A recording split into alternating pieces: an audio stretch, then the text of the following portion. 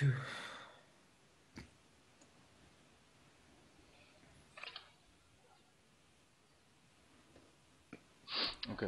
we're good.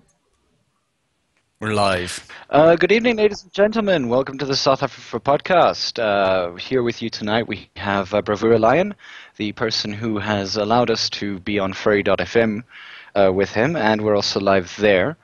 Obviously joining me tonight as co-hosts, Anpu. Hello. Hello.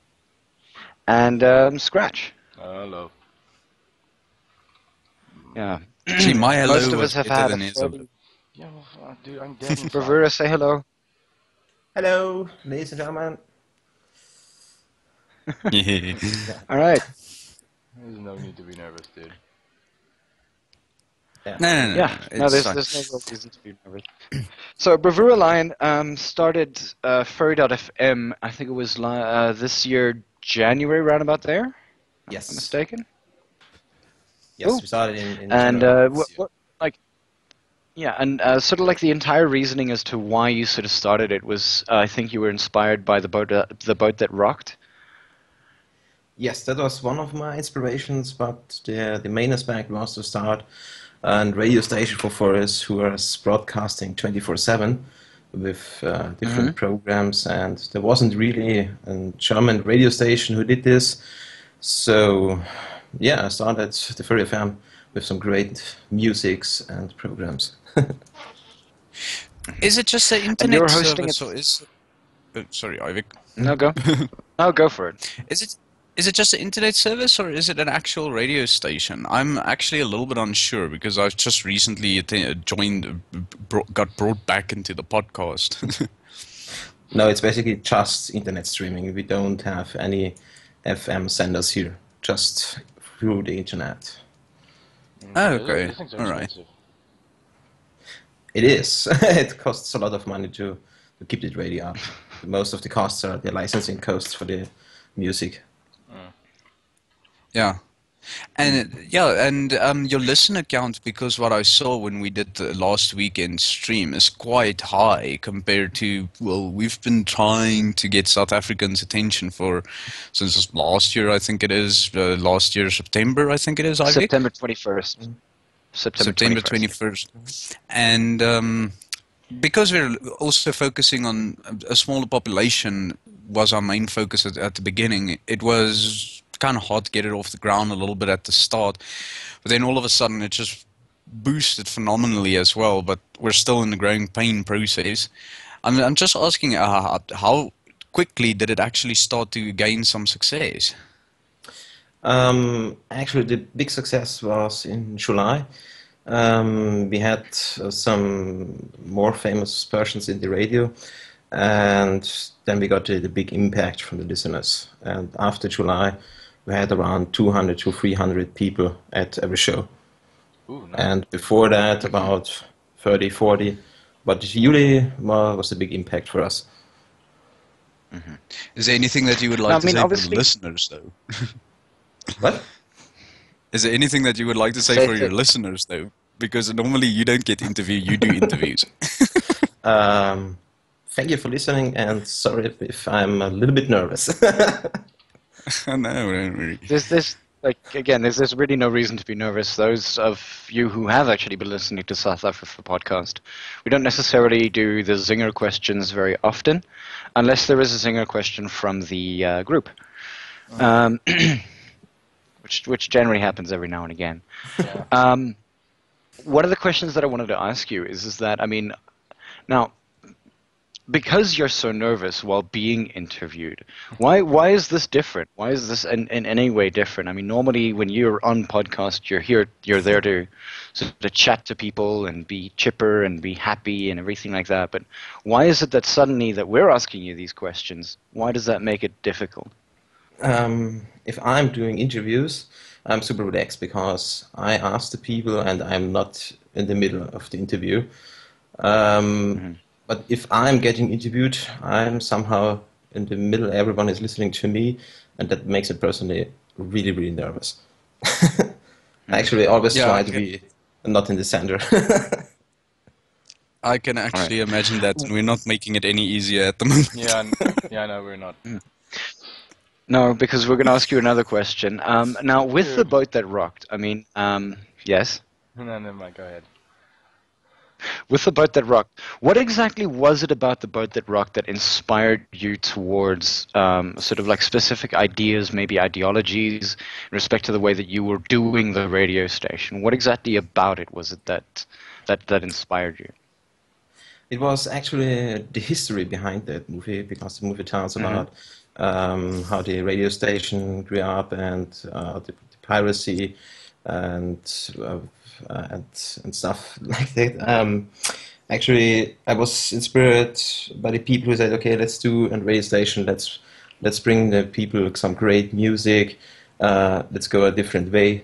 And that was somehow the inspiration also for the Furry Fan, because I said, "Yeah, I want to do something different. Let's start this radio station with some nice music. Let's do something what never has done before in that way, and let's see if it works." And it did. That's awesome. Okay. That's good. And now, I mean, in comparison to, say, I know that the vast majority of your listener base is from Europe, but I mean, but I mean, you've started picking up, I think, listeners from, I think, Second Life was one of the things that you mentioned to me, things like that.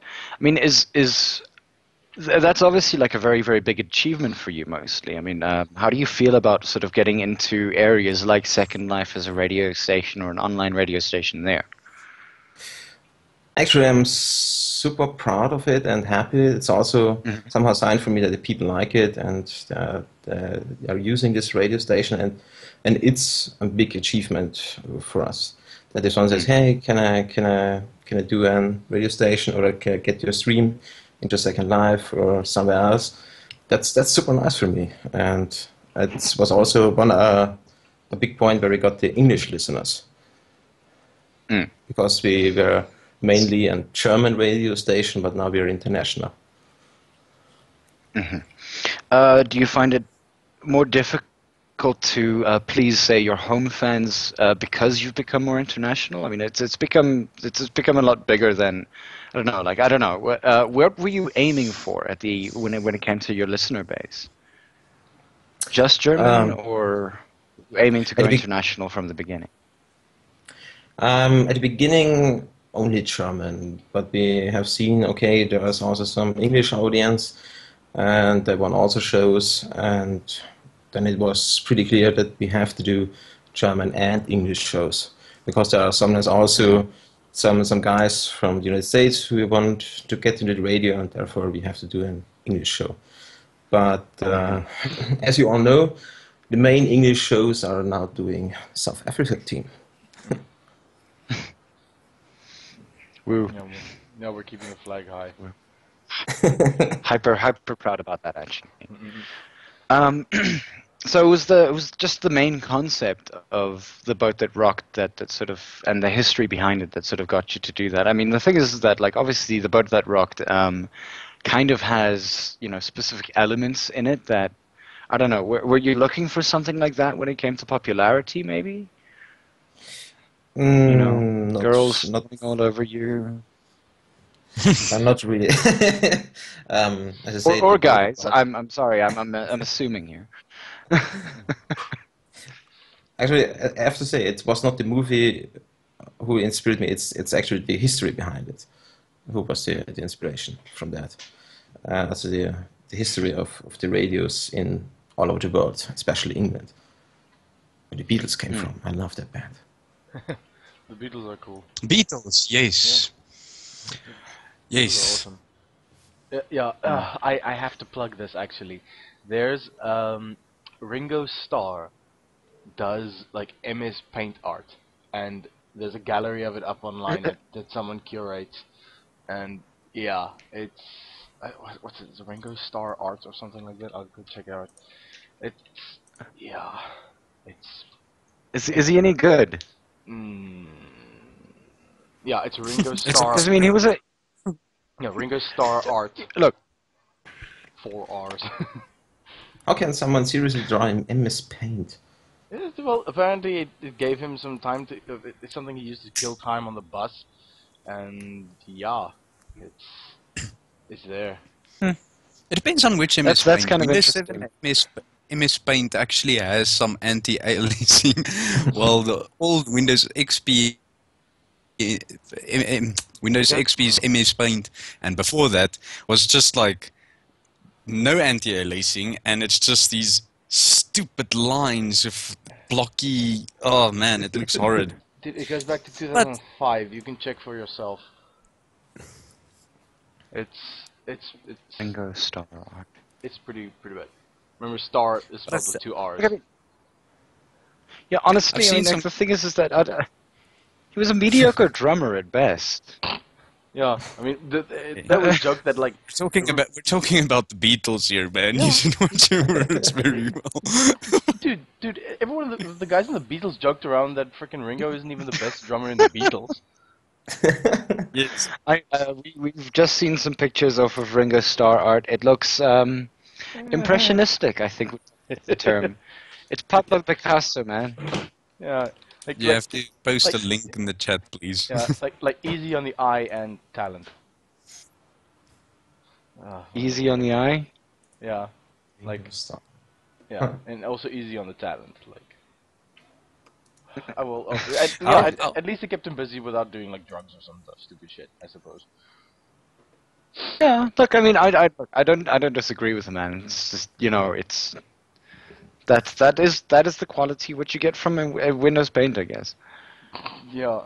Yep. Okay, I'll He wants post. $4,000 for MS Paint rights. Oh, dude, yeah. Get it in while you can, I suppose. I mean, if you have the Yeah. fame, then there's no reason for you to not like try and push something like that. I would totally do it. If you would be willing to pay money for my MS Paint doodlings. Dude, it's like when you ever consider minimalist art, right? Sometimes I think Yeah. the most expensive minimalist drawing is like this blue picture with a white line from the top to the bottom. It's pretty big. It's I remember almost the seeing that. size of like a sliding door or something. It's like a really For big something canvas. like 43 million freaking pounds or something like that, just for that one painting. Yeah. Just Yeah, a blue background with a Because the white artist line is and famous. Yeah, obviously. Yeah. What about one of those like massive paintings that has like a dot that you can't even see, like in the middle of a white background? Yeah, well, same kind of shit. But I mean, it's not so much about like whether the art is good or anything. It's, I suppose, either whether the artist is famous Same. or what it invokes in you, like what kind of emotions it invokes in you. Yes, a dot is definitely going to invoke the best emotion out of me. You have used the least amount of paint. I am upset about this.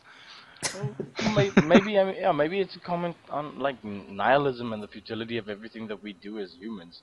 I don't know. I'm just speculating. considering a minimalist style, which is normally there would only be like a few colors, not a lot of shading and whatnot. Would you consider a lot of furry art being minimalist art? No, not No. quite. Do you know why I say that? Because it's cartoony. Yeah, I mean, just I because need it's a drink. just because it's a simplified representation doesn't necessarily make it any less good or any less valid as an art form, I suppose. Yeah, but minimalist just means that you're taking away key things like much of form. the shading No, like or form. like form. Yeah, minimalist is taking away a lot more than just shading. Like, the fact that I don't want to color in a picture doesn't make me minimalist artist. It makes me lazy. What's actually interesting is that now our South African fans might not necessarily know this sort of bit of information, but Bravura is actually a composer, if I'm not mistaken. Yes, from Universal Music. Ooh, wow. And what would you consider? Look, we're talking about art now and everything like that. I mean, and you studied, I guess. I'm sure. I'm hoping. Or did you actually just pick it up on your own? Just decide, hey, piano. No. I studied piano 5 years long, and after that I did it more. Yeah. I mean, like the thing is that those of you, Bravura, if you could possibly just pop a link into the chat for us, both Furry FM side and First Stream side, just for people to listen and everything like that. Because those of you guys who haven't heard Bravura play piano at all yet, it's bloody amazing, guys. It is absolutely. It is actually. Like no, like, and I mean, I'm not actually lying about this. I'm not just going, oh, whatever. No, he's the best. But the thing is that like his music is it's epic. If it's very stylized, wrong or right? I think you just dropped out. You broke out. You broke out a bit. Like I broke out yeah, like in pimples, but no, you're breaking up. I mean, we couldn't hear you first. okay. What did I say last? Robot noises. Yeah, I think it was. Yeah. I couldn't make out what the last thing was. I said it was pretty epic and movie stylized. Yeah, that's what. Okay. Yeah. Like the very sort of orchestrally. 5 years of piano training. How many how used to scales are your fingers at at the end of that? What was again? After 5 years, what are with my fingers? Didn't got it. No, how used to, you can probably play the scales blind by blindfolded. I can just imagine. Yeah, how many After times some do you years have of to playing, you can't do that. Yes. But you can obviously, you're probably a composer that can read straight off of sheet music after that amount of studying. Yeah, actually, I don't use any sheet music. I do it all in my brain. Oh, okay, so it's I can remember like tonality. 5. And this is the interesting thing is 5 years of piano isn't necessarily the longest period of time that you can be doing it. Most people, especially people who actually are in orchestras and things like that, the kind of training that they go through is heavily rigorous. I think it's like 15 to 20 years, and then they go. They need to play straight off And scores. I mean, like, after That's the like, thing. Again, what I'm more impressed at is that like Bravura, it's been 5 years. You've spent 5 years, and then you started training on your own and things like that, and you were able to sort of create some very, very epic music. Yeah, actually, I learned it 5 years at school, and after that, also in total maybe 10 years, 12 years, I trained myself, and Yeah. that brought me to that what I'm now and playing. That's great. Okay, use the SoundCloud link. I'll have a listen because I am also on SoundCloud, but I am just a synth geek, not a not a pianist. I'm also doing No, some you're not a rock pianist. music. Say again, Bravura? Sorry? I also do rock music, so not only orchestral and piano stuff. Like what instruments do you play normally, or what do you prefer playing? Obviously the piano, but what else? Anything else? Guitar. I prefer Okay. guitar and piano. That are my most favorite instruments. Can you do Who's any your favorite rockabilly? band? Rockabilly, dude. Who's your favorite rockabilly. band? Dun, dun, dun, dun, dun, dun, dun. Anyone can do rockabilly who knows how to play guitar, I suppose. And I always wanted to play rock band. Not necessarily. but I played it. You always wanted to play? This PlayStation game, Rock Band. What has it well, called? It's Yeah, Rock Band or Guitar Hero or those kinds of things. Yeah. But it's coming out again. They're bringing it back or trying to bring it back now. I think it was this Yeah, but Rock remember- Band Live. Yeah, that's what it is. I think Rock Band Live now. I think it lost its credibility when Rocksmith came out, that you plugged in your actual guitar, and then all of a sudden the Guitar Hero and Rock Band and all that stuff just went away almost just as instantly as it started gaining popularity, where the people realizing that they just spent a year or two of their life pressing buttons, and then they go off, then they try to play a real guitar and they see, oh, it doesn't work that way. Where are the buttons? Yeah. No, I'm The funny Actually, thing that's about kind of playing- how I learned. like Anpu, that's definitely how I learned how to play blues scales. Yeah, or power chords or something like that. But that's easy. It's not picking. Blues scales are not power chords, dude. No, but I said or Like, power chords. It's or a double stops. It's just the same stuff, right? Over and over. But when you're it's called punk, actually dude. Get with the program. Punk's not dead. but if I tell you hit A minor right now, you're gonna do it on a guitar. Okay. Tell you what, no, I can't. I can play A scales. I major? can't necessarily play. The chords. I can do an F, Yeah, an Well, F it depends. Ah! well done. Well I've done. seen some guitar tabs that is just it's I don't know. You need freaking long fingers to hit some of those things, right? Yeah. Well, I mean, Bravura, how long are your fingers? I think pretty normal. I mean, They're not very long. I mean, who was that one You know composer what they say who about had men and those? long fingers, right? No, I do not. But who was that one composer that that had like these famously enormous hands, like Rachmaninoff, I think? That like some of his stuff is physically impossible for certain pianists to play because of the fact that they don't have fingers that big. Oh my. Oh my. Did I what? That's it. Are we laughing Yeah, at that? look, no, yes, exactly. Look, it's something that I learned from Animaniacs, and that's exactly how it will be for the rest of my life. What? Always put the T. That in you're a it. pianist. Yeah. Yes. Pianist. Let's just emphasize that pianist. I remember that. Shit. Mm-hmm. We're making fun of Beethoven, I think. Yeah. They made fun of a lot of people. Albert Einstein as well at some point. Mm-hmm. And Dr. Katz was a version of, not Dr. Katz, Katzenjammer or something like that? I don't know. Was, if I'm not mistaken, it was... God, there's so many German psychologists out there. Freud. Mm-hmm. Freud? He was Freud. He was like the psychology or the pseudo-psychology that he used during his stuff was actually all Freudian. Yeah, Freud, I suppose. Psychology baffles me. Like, I don't always get it. Yeah, so long as we don't talk about Immanuel Kant. Yep. Can't say that on radio. Yeah, but No, you can't. Anyway, where were we? pianos and long fingers, apparently. Yeah, Oh yeah. Mm-hmm. Yes. the last part.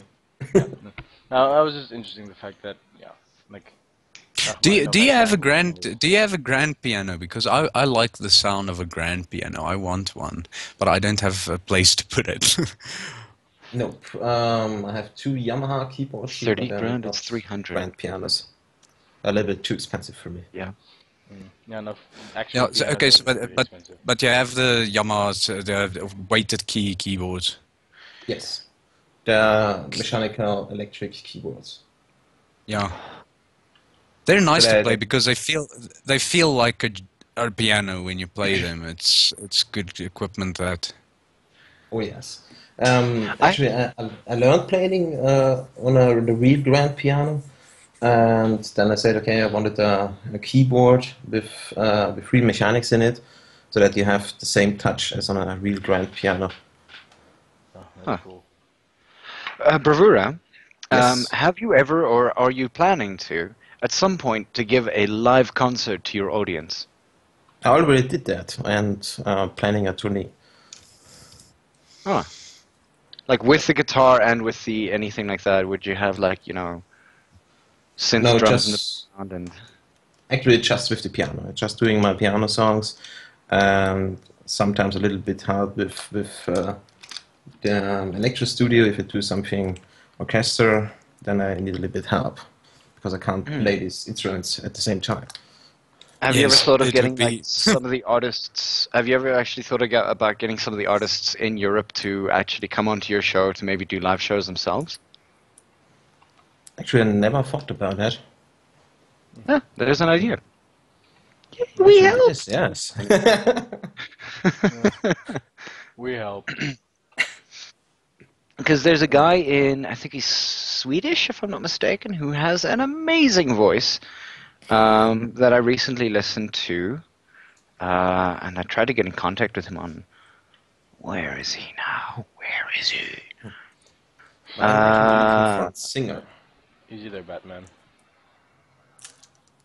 No, that'd be Where Is She? No, I'm thinking back to like those Pete Holmes sketches, the Bad Man sketches. Oh, word, that's funny. I love his stuff. But yeah, before you mentioned you worked Universal, Universal, right? You're a composer Universal there? Music, yes. Okay. That's not affiliated with the Universal Studios, is it?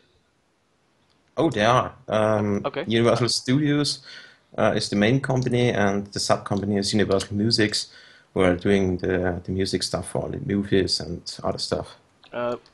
Can you name drop any movies that you might have worked on? The Lord of the Rings. Oh, really? Wow. Yes. That is awesome. That is an incredible score. Jeez. Yeah, but you're not like Hans Zimmer, which was described for me. The best description was from Honest Trailers, where Interstellar sounded like Hans Zimmer is falling asleep on his keyboard. It does. The soundtrack does sound that way. I'm sorry to say it. He's a good composer as well, but wow. Oh, no. But the thing is that Hans Zimmer needs to change his style up. I mean, he used to have a very, very Western sort of, country Western sort of style to the way that he had his music. Then it became extremely epic. And then it became, it had to change with the times. It had to change with the kind of music that was coming out of before movies and things like that. I mean, that entire, that deep dramatic, like you said, those kinds of things. That was necessary because a lot of movies were becoming very sort of dystopian, very sort of against specific culture, or not necessarily culture, but I mean, moving on. I can just imagine how it would look in a recording studio if this guy is actually playing for his score. Everybody puts on the freaking, or the guy puts on the metronome and everything, and you just hear this one chord going like.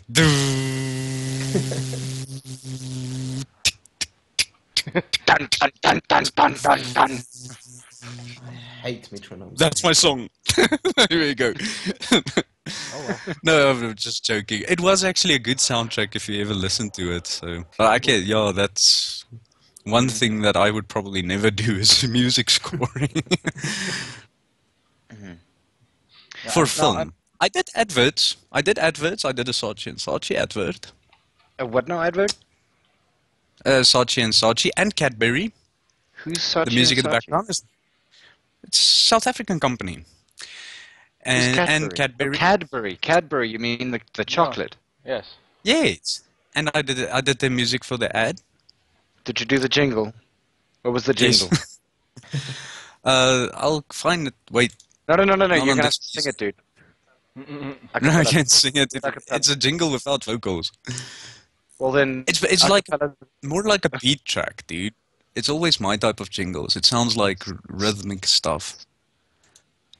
Yeah. Eat Cadbury's now, bitch. Dude, Chocolate.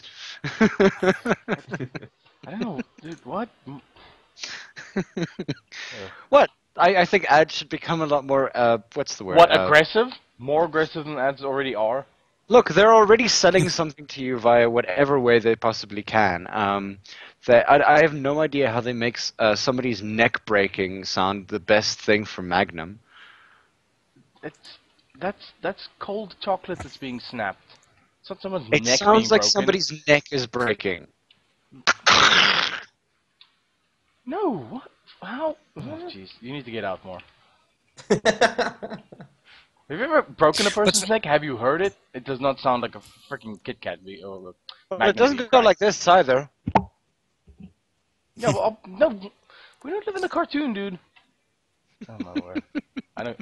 But think we- because of the reason why I can actually recall that in my studio days is because when we did it, Bravura, the pressure was really high in getting it done. Like you worked till the last minute.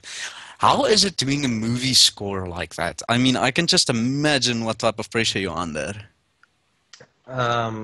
Actually, it's in high pressure if you do something for a movie, because you got a timetable where you have to work on it, and um, if you have one day left, for example, and you're not really finished with the stuff, then you're really stressed, and you're sometimes also working through the night to get it finished. That's really hard.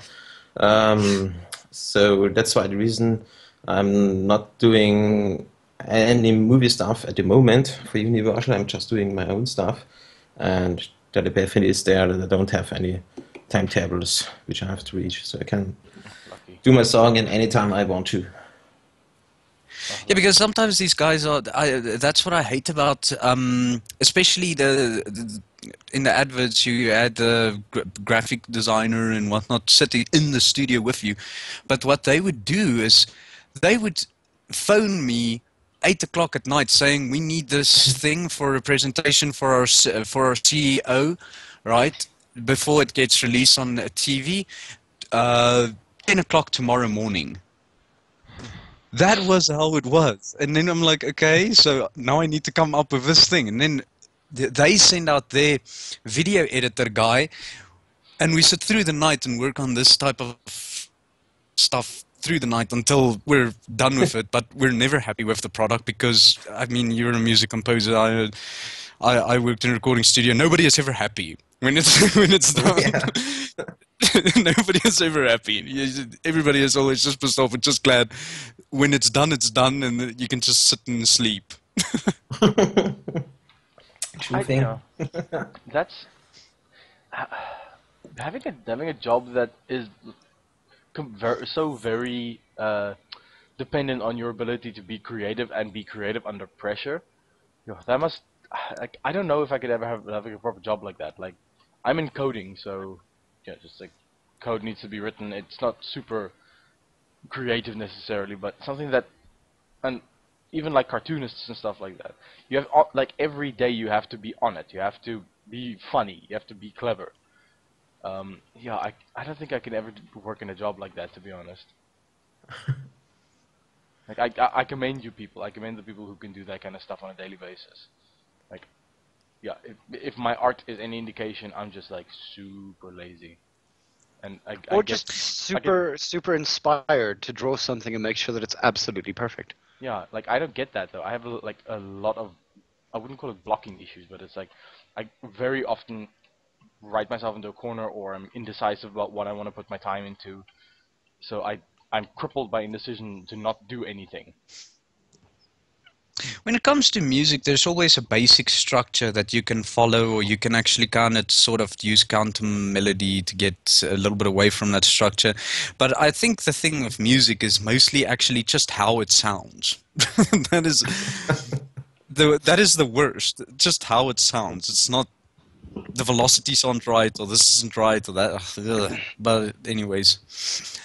But yeah, I understand exactly what you mean, Scratch. I wouldn't be able. I mean, look at my freaking drawing that is still in progress. That's the problem with me. I'm just too much of a perfectionist. I have a problem. It's difficult to put it down and say I'm happy with this now, kind of thing. And I think the same can be said for many people like that. I mean, not that I'm in any way a creative person, like drawing or art or music-wise. I know that like a lot of the time people actually talk about poets who are constantly working on a poem every single day of their lives, or changing specific things in a poem. And one of the questions that I'm on a weird poetry group on LinkedIn. Those of you who are writing, it's actually pretty interesting. One of the questions that they'd asked is that if you make a change to the poem, is it a completely different thing? And most of the time the answer is... I would say that it's actually, well, from like generally, if the main idea is still around, then I don't necessarily see why it should change. But yeah, I mean, like that's the kind of thing. I mean, like, because I don't know. When it comes to poetry, I write something and then I leave it. If it's done, it's done. I'm supposed to be happy. And I suppose as soon as something's on the air, you can't really take it back. You can't go and fix it. Well, I mean, there is an edit button on DA, but yeah. Yeah, but I mean, like in Bravura's line of work, it's like it's on the air, it's out there. Yeah.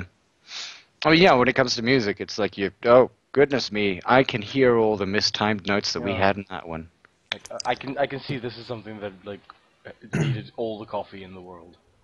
Well, there's not necessarily mistyped notes. The worst is what happened to, in my personal opinion, I know I'm going to upset a lot of people here, but what happened to Imagine Dragons, the mastering on that album was absolutely horrid.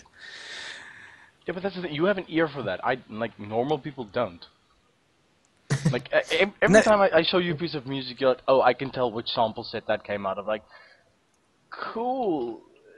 Yeah, but you know bad? the mastering and Imagine Dragons. I mean, you will be able to hear it if you come from a track that has good mastering, that is the same style of electro pop thingy going on there with like this bass drum, and then you hear that bass drum that just sounds like something is exploding in your ear every time it hits, instead of a nice deep kick, right? That sounds like a drum. No, it sounds like a distorted drum. Sounds like a We call that exploding. clipping. So it's basically as loud as they could possibly put it and a little bit more. And then it plays in that parameter. And that's why that's called shit mastering. Fair point. Your perspective on that?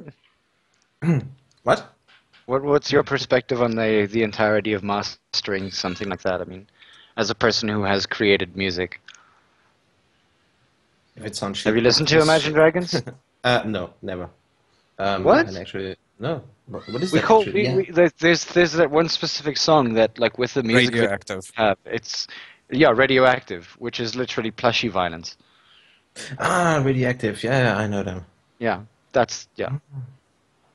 Okay. Such a good song, but such terrible mastering.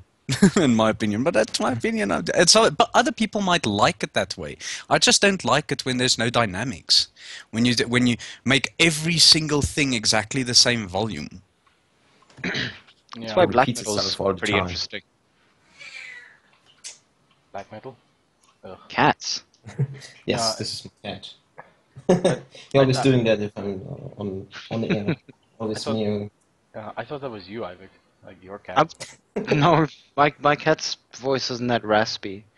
Don't be mean to Bravura's cat. I'm not saying that it's a bad thing. Sounds like a Siamese, though. It is a Siamese. Ha! Got it! Well done. No way that you got from the sound of a cat saying that's Siamese cat. No, I've heard Siamese cats before. That is a very distinct Siamese cat meow. Mm. Okay, you obviously have an ear for cats. Yeah. Yeah, wait until you hear my dog impressions. No. Well, no. Don't. Oh, jeez, this is a clusterfuck. As Raccoon says, we are Siamese, if you please. Rawr. Yeah. Where did that come from? I can't. From Lady and the Tramp. I haven't watched that in ages. Oh well. There are a lot of things I haven't watched in a long time. Did you guys see? It's a French film. I posted it on the site. Anybody that is probably in our age would remember a show when they were really young called The Marsupilami. I remember it. That yellow thing with the long tail that just caused havoc. Yeah. There was a movie created in French about that. The Marsupilami. It was Marsupilami was originally French. Yeah. Yeah. The animation studio was French, and they did like, yeah. It was French to begin with. Yeah. Same with Lucky Luke. Ah, Lucky Luke. Yeah, Lucky Luke was French to start with. It just got redubbed into so many languages. Like Afrikaans. Like African. What was his name? What was his name in Afrikaans? Still Lucky Luke. Was it still Lucky Luke? Yeah, and Which and one actually? There was an Afrikaans dub of something that just was strange revamping of the same thing. David Kabouter. David Kabouter, yeah. What was that in English? I don't know. David the Gnome? No. Something like that. Oh, Brackenjan? Brackenjan was D'Artagnan, obviously. Yeah. Oh. So Okay. many memories from way back when. Did you all watch Lucky Luke in your childhood? Yes. Yeah. I obviously watched the English version. I didn't. I watched the Afrikaans version because that's all that was on TV back then. I was in America at the time, so. All right, for the listeners, it's sur la piste da marsupilami. Sur la. You just ruined the French accent. I can't read it. Can somebody read it, please? I'm posting. Bravura, how's your French? I can't speak it and can't listen to it. Then we're all on the same page here. We're screwed. Scratch, read that. I can't, dude. I'm not. Scratch your part French, you can do it. I'm part French, but that doesn't mean jack shit. Sur la piste de marsupilami. But it's a comedy, so, and it's a live action. Well, yeah, well, 3D. You seriously just remind me of Dexter at this point, like. I know like one word in French, perhaps. Like omelette de fromage, which is supposed to be omelette au fromage. Yeah. Okay, then you read that. No. Because that sounded French as hell. You can read that. Because I was practicing it for like years, dude. Wow, just that one line. Yeah. I don't know what else. Whatever. Kinkinzade asks, Unpru, are you attempting to abuse your voice or something? Yes. Cat. Guys, excuse me for a minute. I bring my camera. No problem. Okay, so it's sur la piste de marsupilami. Whatever. La piste du Marsupilami. Marsupilami, I don't know. Booba. French! On. Je suis lost. No. I think honestly, it might be too soon. For? I'm That. back. No, dude, I said je suis lost. Like I'm lost. I am lost. Oh. Je suis le lost. Yeah. Like I like doing that. Like. je suis I le just hungover. started something now. Apparently, now we're trying to speak French. Yeah. Emphasis on try. I just know bonjour. Okay. Oh. I forgot. Damn it! I forgot what I was gonna say. I'm stuck on omelette du fromage right now. It's yeah, bloody hell. Oh yeah, Thinking. yeah.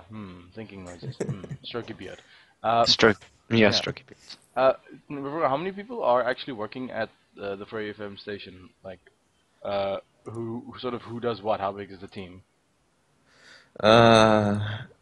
Including the south-afrifur team, 16. Okay. 16 or 60? 16 people. Oh, 16. Okay. Yeah. 60 would have been a bit stuffed. Oh yeah. Like one really crowded bloom closet. And we have 3 administrators on the Furry FM team, and 1 PR manager and 1 team manager, and the rest are the moderators. Except for your team. You have your admins. Yeah. Yes. Do We're our own actually, if you think about it, I think we're actually 5 people. stuff. Yeah. Are we? Yeah. Anpu, Scratch, myself, Doge, and Raven for her on again, off again when we sort of get her in for her experience of London. Yeah. Yeah, and the London fur scene. I haven't talked to her in quite a while. Hope she's doing okay.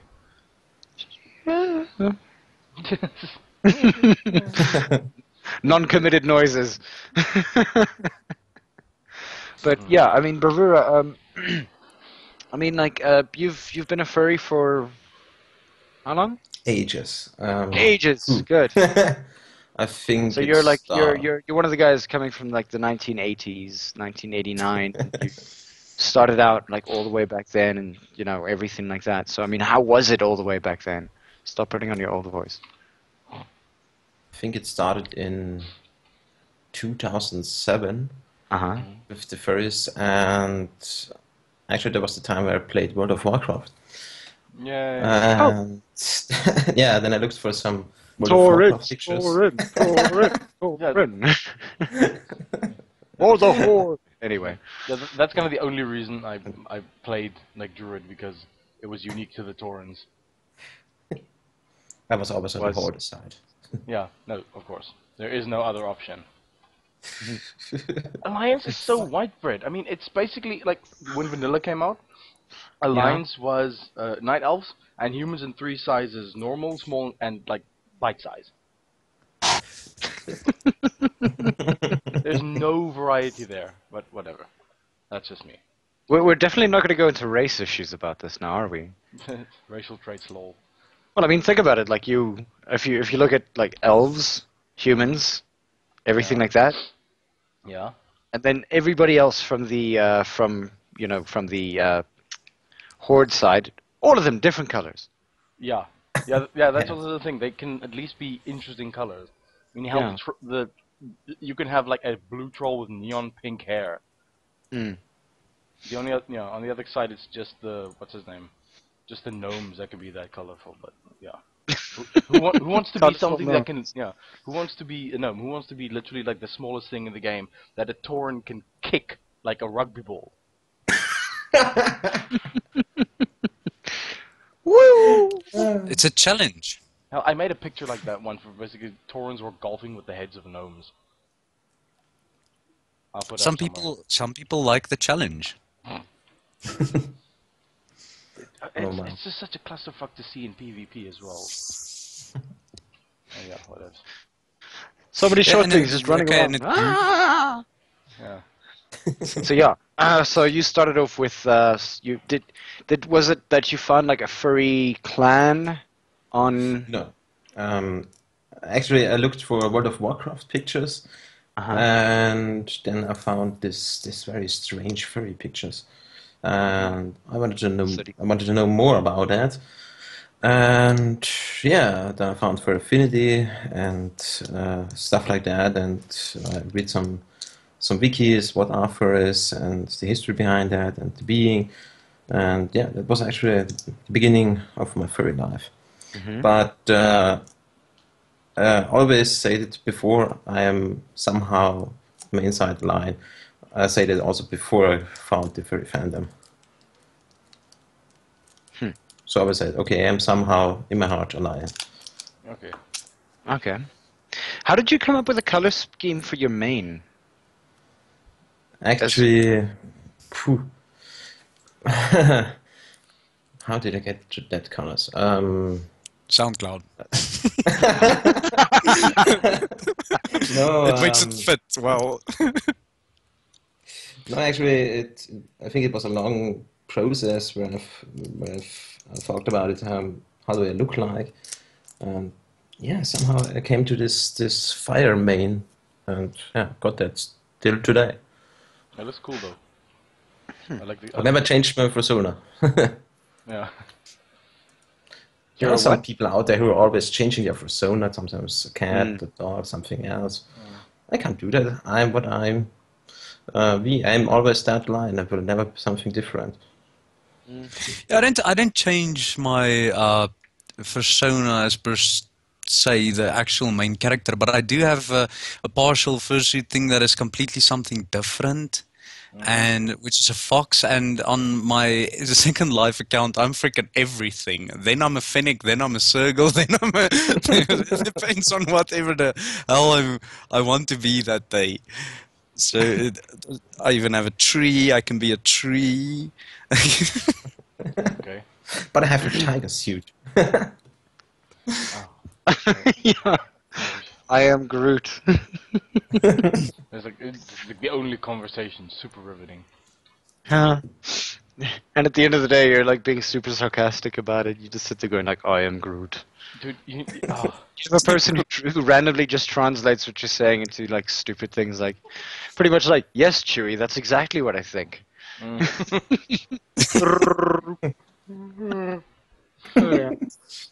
Dude, you should actually.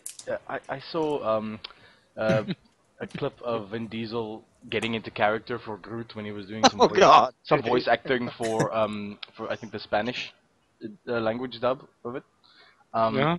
And he was on these enormous stilts, like steel frame stilts to get into character and like be this enormous imposing character that he is, and you just see him like stand there barrel chested like he's wielding 2 watermelons under each arm, and he's like, "Yo soy Groot." It's amazing.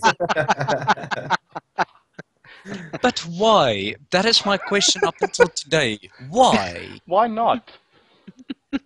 Why did they? Why didn't they just take? Dude, anybody could add that role. Yeah, Because But they- Vin Diesel's face, which Yeah. was completely and utterly covered by bark, yeah. needed to be there. But also, like, I mean, Vin Diesel's actually an enormous nerd. He's like, Yeah, I know, he's but way it's into D&D kind and of like everything. it's kind of like a gag that they use like a high-paid actor to say I am Groot, and then one say we are Groot. Spoiler. Yeah, jeez. No, man. Oh, we were so awesome. It was good. It was really good. I love that movie. Okay, so I mean, like, how would you say that in German? Did they ever do like a German translation of Guardians of the Galaxy? Sure, there's a German Yeah. version of the movie. Okay, so what is the German translation of I am Groot? Ich bin Groot, sicher. Ja, genau. Ich bin Groot. Groot. I can't pronounce that so good, but in German it just says Ich bin Groot. Just the Yeah, direct because- English translation. Yeah. Groot sounds like a name instead of groot, which means big. Yeah. But They steal from South Africa so often now. on that topic, though, I've been Bobby to fans. Holland in 2004. I want to ask, would you rather prefer watching the German translation of a film, or would you watch the English version of a film like that? At first German, then English. But I prefer the German. But not in the series. I'm watching BBC series like Doctor Who, and I'm watching that in English because it's in English much better. Because a film, let's say it's an animated film.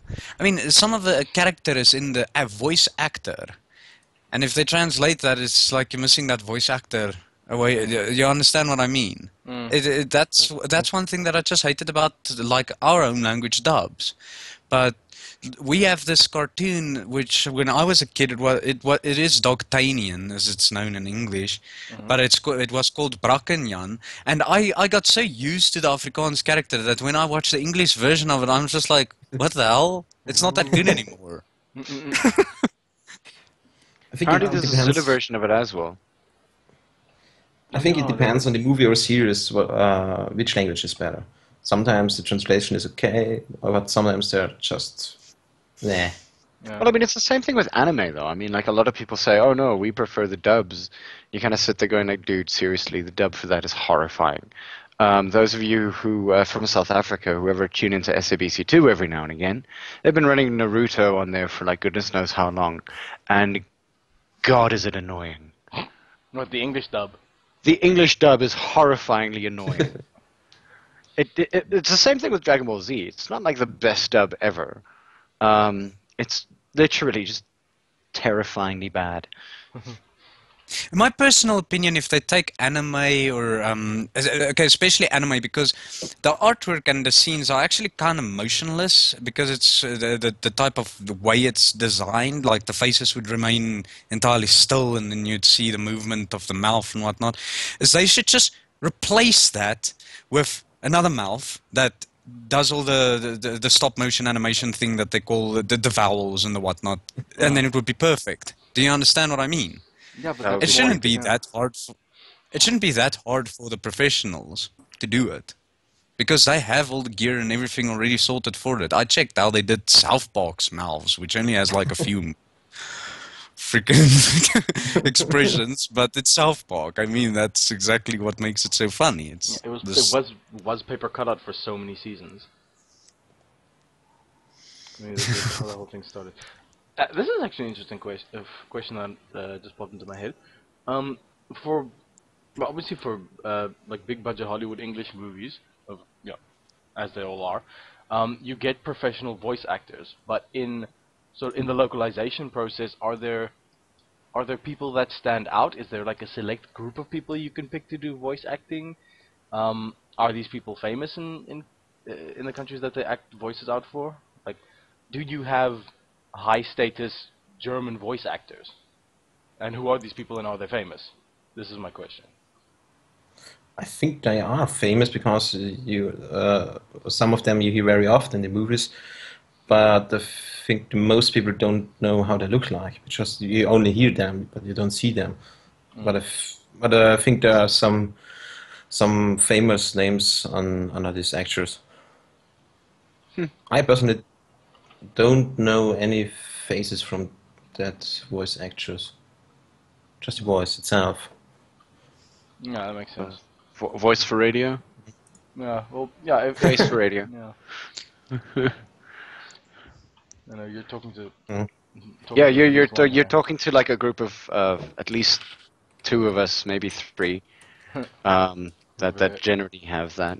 Yeah. I'm an ugly fuck. I wouldn't Yeah, go so far. like us three. I mean, we're on the radio. Yeah, we're too afraid to show our faces. Ah, I know one. Christoph Waltz. Oh, He's Austrian. yeah,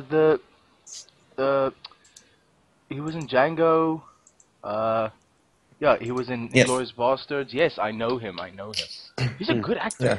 He can play like And crazy he's roles. and he's doing his very own German voice. So if he does an English movie, he's doing the German voice. There's actually something interesting about that comment that you made, Scratch, and it actually came off of the Furry.fm site. Scott the Bad News Bear mentions that in the Transformers movies, the bad guy had the same voice actor as the one who was used for all of Jim Carrey's movies, and the person wasn't actually able to take him seriously at all. Really? Yeah. That's cool. Oh my word. So, just imagine. I mean, think about it. Just imagine Jim Carrey doing like in an animated movie, doing like the extreme serious bad guy. It's kind of the same kind of disconnect between the two of them. It's like first you see Horton Hears a Who, and you're like, yay, he's so funny, and then you see him in like, yeah, bad guy in Transformers, and you're like, that's disturbing. Yeah. But That's then the I can BTF moment. I can actually see Jim Carrey in a movie with a similar style like Horton Hears a Who as a bad guy, because he did The Grinch and he did Lemony Snicket's a series of unfortunate events, where he Don't plays forget like Cat that type in of the Hat, man. Cat in the Hat. That wasn't Jim Carrey. That was Mike Myers? Mike Myers. Yeah. Mike Ugh. Myers, yeah. Plot jokes everywhere. Uh, How do you know the quality of a good movie, especially a good comedy? Oh, in the comedy. Yeah, exactly. There is not a single fart joke in it. No, Yeah. when a comedy is good quality is if I watch it again and there's references to stuff that I missed the first time, then it's a good comedy. So Lion King was a Oh. good comedy then? Yes, actually. Well, not the comedy. Lion King, well, there was some of it. Especially with Timon and Pumbaa. Okay. yeah. But the whole movie at all isn't really comedy. No, it wasn't. Yeah, but it had its comedy in it. Timon and Pumbaa. Yeah. Yeah, there was No. comedic relief. Yeah, it's actually like very much a drama thing, and then it's just like those two who are, what, the clowns in the graveyard kind of thing.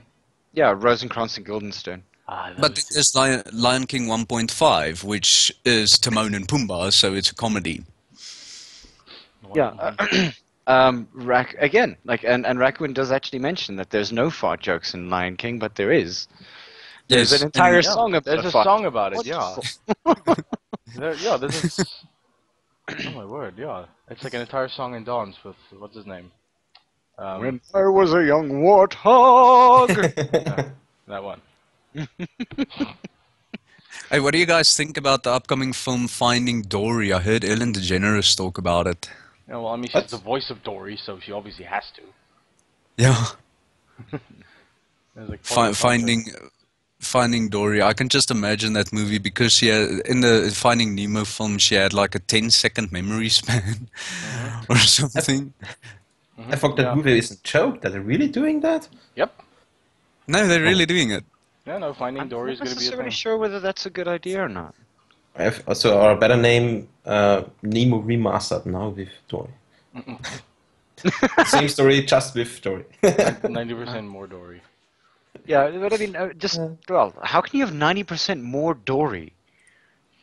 I don't know. Just Finding Nemo, as much as Finding Nemo was Finding Nemo, there was about 20% Nemo, like 80% Nemo's dad. yeah, that's the whole point. Saving Private Ryan didn't really have Private Ryan in it that much, right? It was just Saving Private. I'm not going to talk about the other version of Saving Private Ryan that I've heard of. Oh no, I don't think we should Oh. do that on there.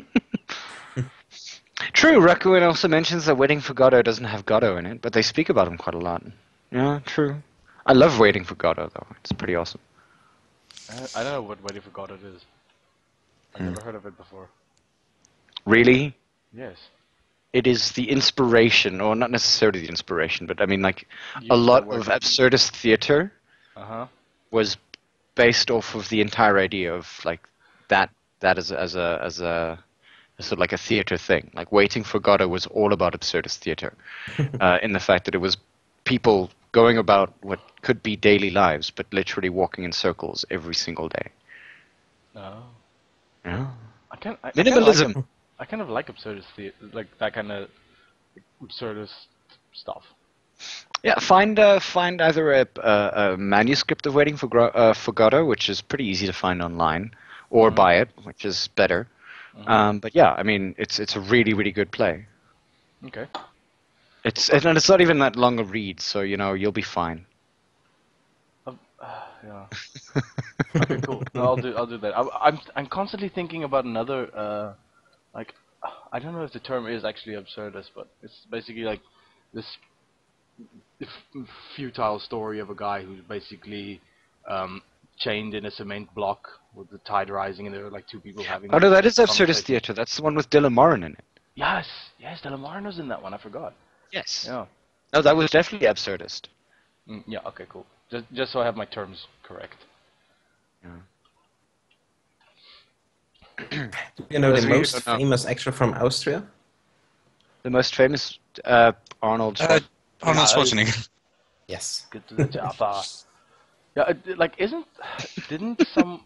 There was one movie where Arnold Schwarzenegger asked to actually do the German voicing for his character or something, but I don't know. No, this is hearsay, but it's a story that he wanted to do the voice acting for it, but the producer said no because somehow his accent like sounds to German people basically like sort of like a farmhand talking. That's what I heard, but I could be mistaken. Yeah, I find that a little bit funny. It's like He also had his fair share of slapstick comedy, a movie called True Lies, if you guys can remember that. Mm-hmm. And don't forget Kindergarten Cop. Mm. Oh, yeah. And the one where he was pregnant. What was that movie? Crap. I can't remember. Yeah. But wasn't that with him and Danny DeVito or something? Yeah, but he had like 3 movies with Danny DeVito. Yeah. Ugh. How weird. There was that one, then there was the one where there were twins. Twins. I can't remember that one. Yeah. For some reason. Shame, poor guy. But he is governor of because that one that we was pregnant was governor of California. But if you actually consider it, I was thinking the other day. I don't know who said this to me, but like all these movies that Nicolas Cage is also playing in. Not the bees. Sorry. No.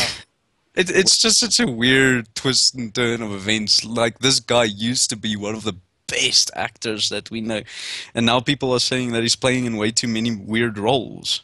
Yeah, he's taking on far too many different roles just because, he wants to be in them. Even if he's not suited for the role, he's like, sure, whatever.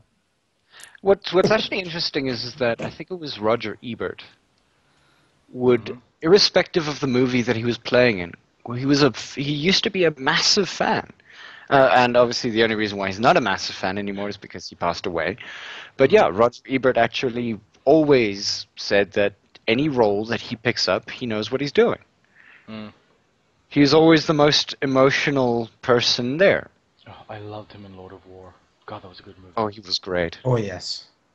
Lord of War, yeah. Yeah, he just pulls off that, like a smug gun runner persona so well. Yeah, but the persona that he pulls off in that movie is a little bit... I don't know if that's entirely realistic, because he's like this...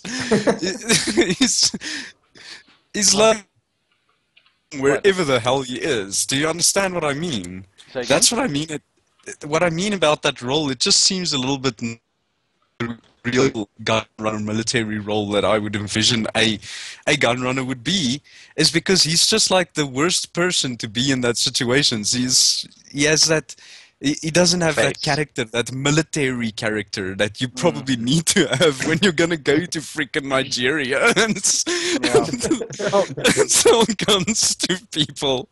If that's the case, then I mean, he's probably not necessarily the best suited role for an Italian general. Captain Corelli's mandolin.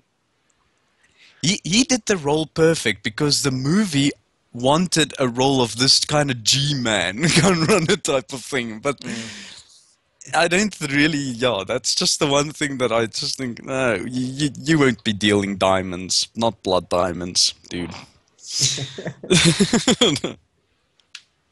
So, Bravura, obviously you'd gone to Euroference this year. What was your experience?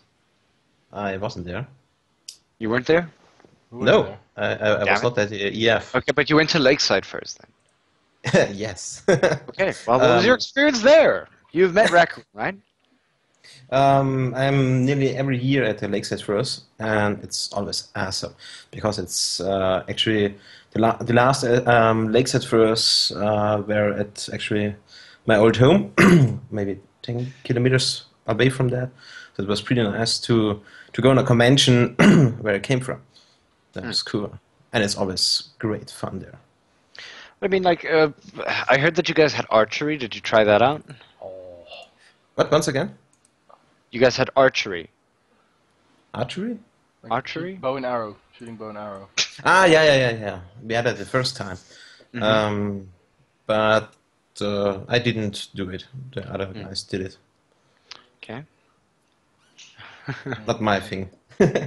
Okay. What did you what did you do there while you were there? Actually, I went swimming with some guys and played card games, and we went to Jenbach, and we didn't ride with the steam locomotive there. It was pretty awesome. All right. I'd love to go out and do something like that. But I mean, Unsi would definitely sort of have that happen a lot of the time. I mean, I remember, as far as I remember, he loves trains. Oh yeah, like me, I love trains. I like trains. I like a different type of train. The track just doesn't really go in the directions that normal train track goes. Yes, we know you like roller coasters. Roller coasters are awesome too. But I love the game Roller Coaster Tycoon. Yeah. Oh yeah, but there's another one coming out now. Yeah, next year. Yep.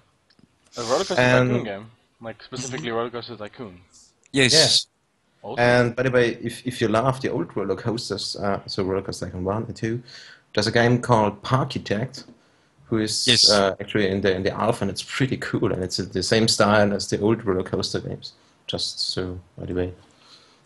I like builder games. It's not just those. I also play stuff like SimCity or City Skylines. Not SimCity. I'm not going to mention that name ever again. City Skylines and this type of stuff. But these days, the processing is so dramatic. You require a flippin' good processor to run that. It's not just your GPU anymore. They started utilizing the hyperthreading, so now you need a i7 6 cores and 12 thread CPU to be able to run that properly.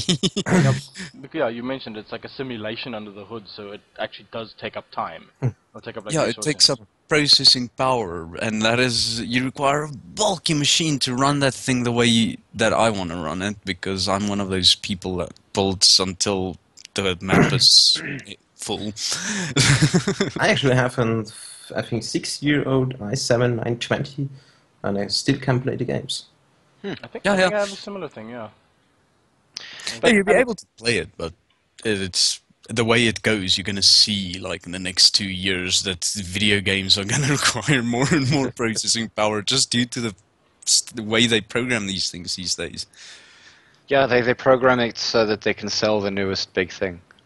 Oh yeah.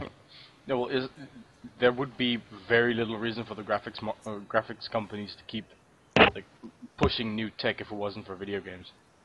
I mean, Yeah, Or but- the other way around. Hmm?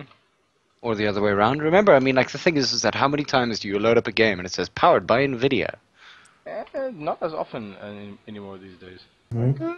And also graphics, like, how many games have shown that graphics don't matter? Minecraft, Dwarf Fortress. Well, Minecraft has a lot of poly, so it's actually graphically intensive, believe it or not. It has a lot of polygons. It has a lot of... But it doesn't have, like, nice shaders and nice smooth surfaces. But you can get mods for that. Yeah, to make it like super pretty. But when it comes down to raw power, you require always better and better hardware. It's always been like this, but everybody that's running an i7 now is gonna shit themselves in the next 10 years. Yeah. No, well, it's the same thing with the consoles. I mean, they get updated. If a new one comes out for a reason.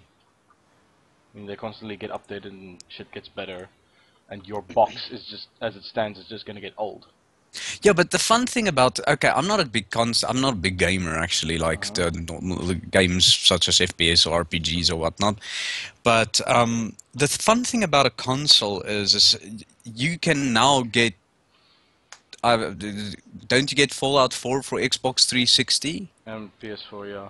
You plug it in and it works. I'm pretty sure that's what you're gonna It get at. works, which means that you don't need to upgrade. You're just gonna get a very shitty version of the game. Yeah, well, some people don't want that. Like, yeah. And They this, want the whole eye candy. the whole Batman debacle, the Batman Arkham Knight thing. You see, that was a clusterfuck for PC. You showed me Hotline Miami, right? I'm like seriously impressed of how fun that game can actually get. Yeah. Again, Bravura, favorite game? Roller Coaster Tycoon. Favorite game number 1. Yes, yes. of all time, like. Yeah. And Gothic. Yeah, it's in place number 2. Oh, Gothic. Yeah, I remember Gothic. Aren't they like doing a new one soon? Another Gothic game? What? Aren't they doing a new Gothic game soon? I think I heard something was in production. Actually, I don't know. I'll have to check it out. Oh, here's some interesting news. Who remembers Vampire the Masquerade Bloodlines? Yeah? Paradox has the rights to that game now, so they're gonna make a new one. So expect another vampires game. You know what? They need to make a new Conquer game. Yeah, well, Oh no. Oh, Command and Conquer. Conquer's. Oh, you mean Bad Fur Day? Conquer's Bad Fur Day, yeah. Yes. Well, they did do bad. They redid Bad Fur Day as a thing for Xbox, the Xbox original, called Conquer Live and Reloaded, which had a lot more graphics, actual fur on the character and whatnot. But they need to redo that because I liked playing the parodies. I nearly laughed myself to death when I was like on that ship going into D-Day with a freaking drunk squirrel playing as this character. You just see freaking teddies and squirrels getting shot. Yeah. Well, I mean, good luck finding. And fart jokes. Yeah, there's a whole operatic piece with a piece of shit singing. That's that game, right? Great Mighty Pooh. Yes. Yeah. Yep. It was a game based on parodies. So there was the D-Day parody, there was the Matrix parody, there was all these things which they just take off. Now there's so much content today, yet again an action film and comedy film that you can make parodies about, but yeah, it depends on whether people want to play something like that now that everybody plays Call of Duty. Also, good luck trying to get Rare to sign back onto that thing, or to let Microsoft take Rare off the leash and have them make something that is not a Kinect game, please. Oh yeah, imagine that. Oh jeez. Because yeah, Rareware is basically almost solely in charge of making those silly Kinect things.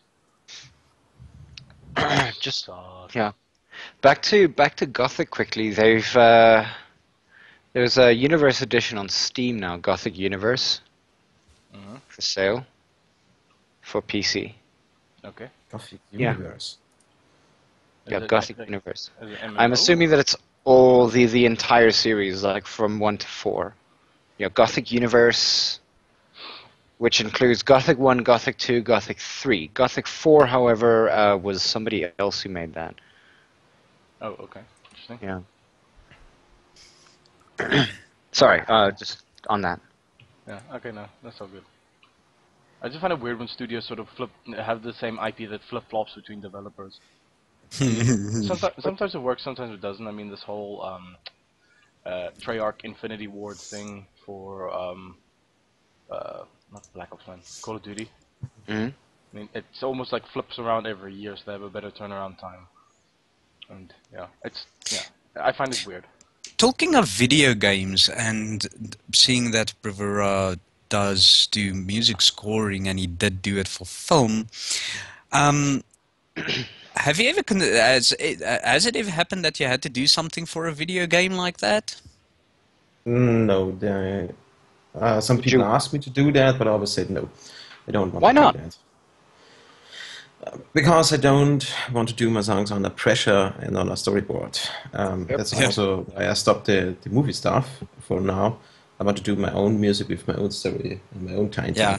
Okay, fair point. Yeah, it's just a question because I'm thinking of Tempo and Slate making this remake of Dinotopia, if I'm not mistaken. Yeah, Mm-hmm. Dinotopia? yeah. What's that? It was a game that came out in 1992 that actually had like a very, very big following and things like that, but they only released Didn't the show have a big following? No, it game wasn't the was- show. It was the book and the game that came out with it. The show itself was just a sort of what one could call sort of a money-making thing. where And they apparently the complete- show ruined it. Yeah, they trashed the characters. It was a big flop, I think would probably be the term for it. Okay. But yeah, no, it was definitely the game as well as the books that preceded them. The game was based off of the books, whereas the series itself was not based on the books. It was just, again, money-making schemes somewhere along the line. I can't remember which one was the one that screwed everything up. Yeah, and essentially they didn't make enough. They never made like a large amount of the original game itself.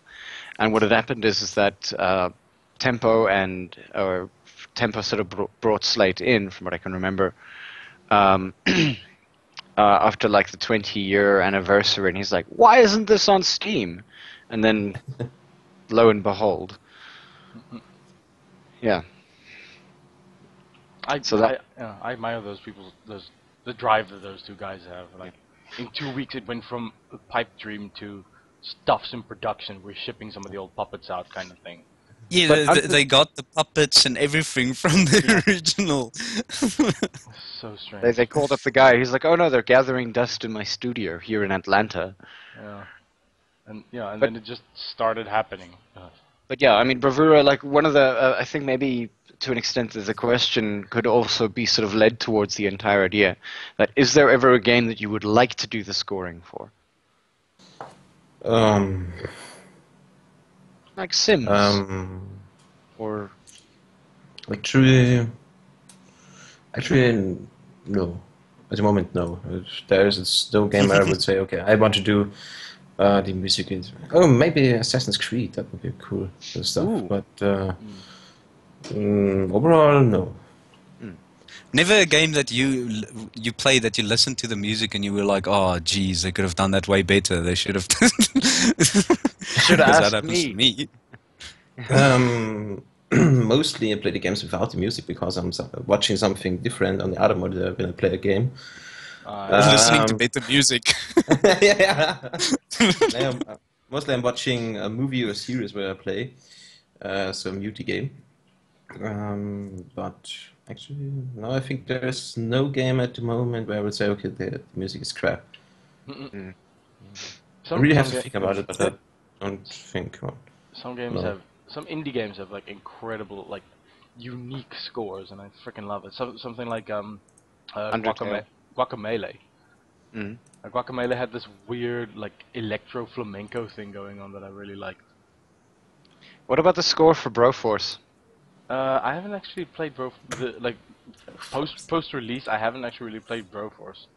You do realize that the intro music was done by Strident? For real, nice. Yeah, for real. Strident, the South African power metal band, actually did the I think it's the intro song, the Broforce song Mhm. about America and everything like that. Like the one in the trailer, or in the Yeah. launch trailer. Okay. They did the music for it. Awesome. Okay, now I know a game with bad music. Brutal Legend. A Brutal Legend? Yeah. Yes. Don't like the music in there. Come on.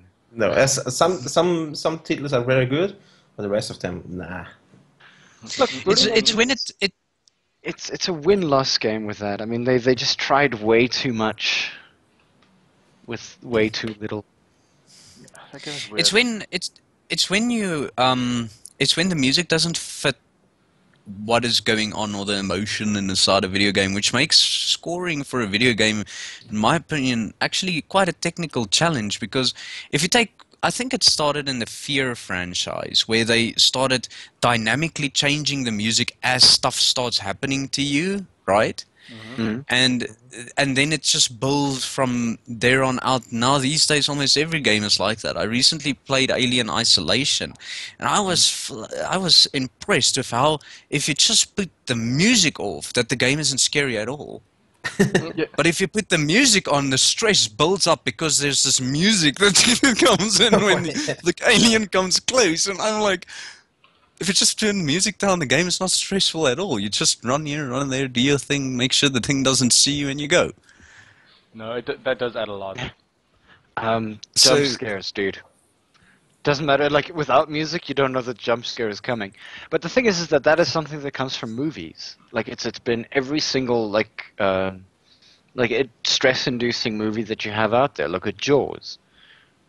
I mean, Yeah. you couldn't necessarily say that it started like that, but I mean, No. You- What I mean with the video games. Remember, you cannot just play a music track. Then it has to be scripted, depending on what you do or how close this thing is to you, or etc. And that's what I mean by having music that is dynamic, that this mix can just mix automatically with that one if that script hits in or something like that. I'm talking about Yeah. something that is automated rather than Yeah. planned. no, you're true. Then you need to play Soma, by the way. Soma is interesting. Soma. It's an interesting But game. Jaws, yes, Jaws is like that's probably the most, how can I say, universally popular example of how music can induce stress. It's just that. Dun, dun, dun, dun, dun, dun, That's iconic. dun, dun, dun, dun. That's what I mean. It's iconic. Yeah. Mm. Yeah, and honestly, I mean, I think, and I'm not sure how far I'd be going into this one, but I think you could almost credit like the use of music to induce stress was started by, to a large extent, when it comes to movies at least, was started by Alfred Hitchcock. Psycho. Yeah. Yeah, possibly. I don't know. I'm not a historian on these kinds of things, or any authority figure, to be honest. Like, but since since you sort of work in that category, like, what is there a movie for you that stood out as this? Without the music, this movie would not be as good as it was, or as like have the same effect. Not a musical. No shit. I think Lord of the Rings is a good example for it. Some moments without the music are not so epic than with the music, I would say. Oh yeah, that's a good point. Yeah. I mean, watch that movie without music, and the movie is somehow, oh, okay, yeah. But the music makes the movie. Bravura, Yes. Chris asks a specific question. Yeah, on don't the answer third that. item. Hey, you're not going to answer that. No. I believe he's asking you, what is hell? How is it in hell? How is it?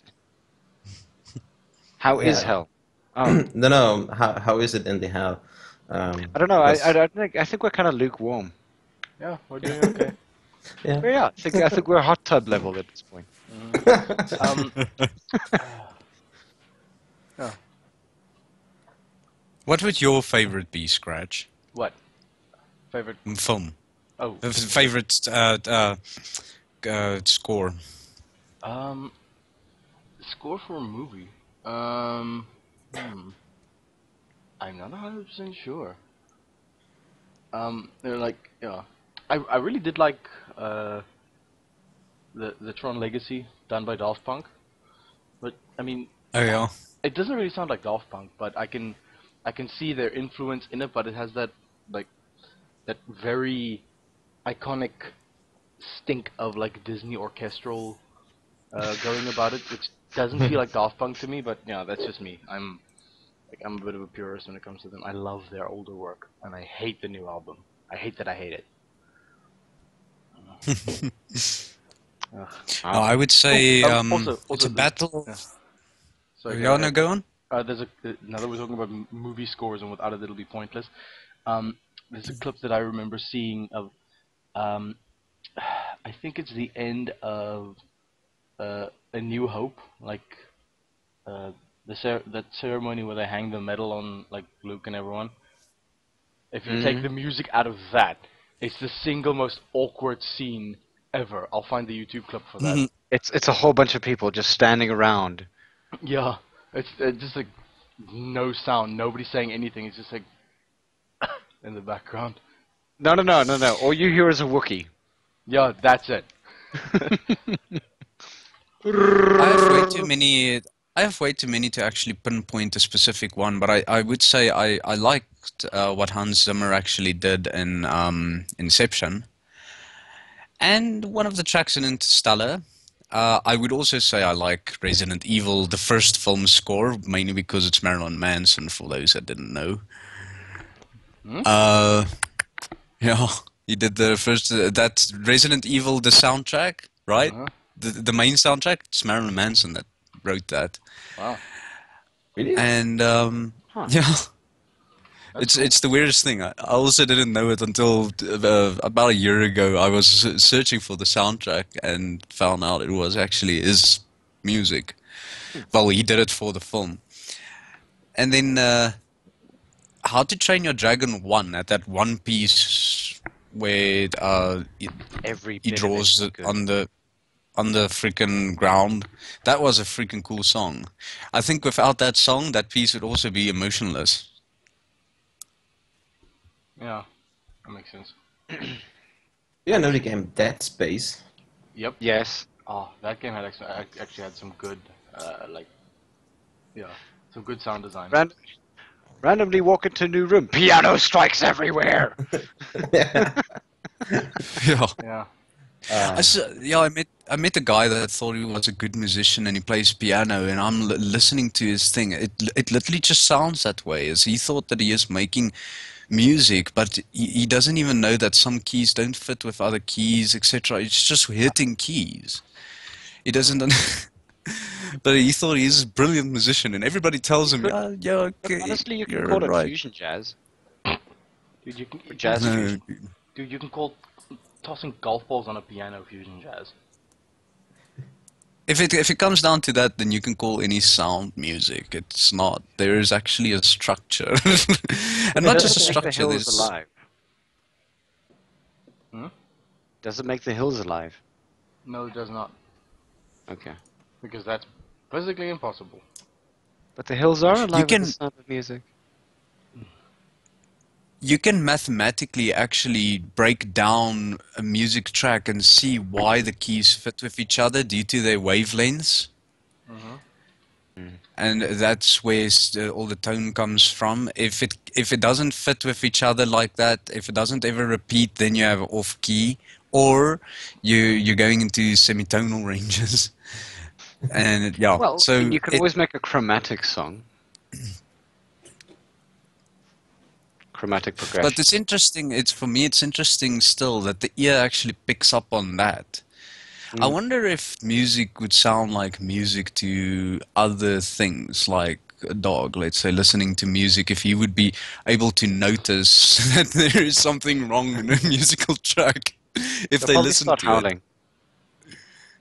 Maybe. Who There knows? was actually a YouTube video where a Rottweiler sits and they're playing this song, and then they're just messing it up in the middle, and then the dog actually gets a shock. I should actually find that. That is actually really funny. But okay, it's the loudness of the sound that I think actually. Startles me. Well, have you seen? startles them. Did you see that cockatoo that dances to? I think it was TNT, if I'm not mistaken, or a Queen song. Another One Bites the Dust. Actually, he goes with the rhythm of the song. Cool. Yeah, but remember they do that, and especially cockatoos. They like freaking head banging and. Cockatoos and pianists.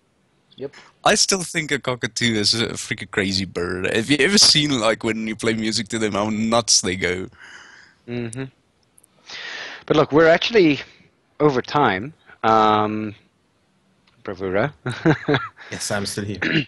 I'd like to thank you for sort of joining us on the podcast and enjoying sort of a little one-on-one with us. For those of you who don't know, obviously who haven't been listening, Bravura is the guy who runs Furry.fm. We sort of decided to bring him on so that we could all have like a little chat together, so you can hear what his voice sounds like, and so that we could actually plug Furry.fm Furry.fm a little bit more. Yeah, and grow him a little bit. Yeah. And speaking of plugging, shameless pluggings, Patreons for both Yes. Furry.fm and Stream. Hit them up, give them your money. We don't Yes. get any of it, but it goes to a good cause, I promise. Yeah. And also for those of you who want to continue listening to Uncle Kage's wine streams, he's also got one up. It's called Uncle Kage. Those of you who can't remember.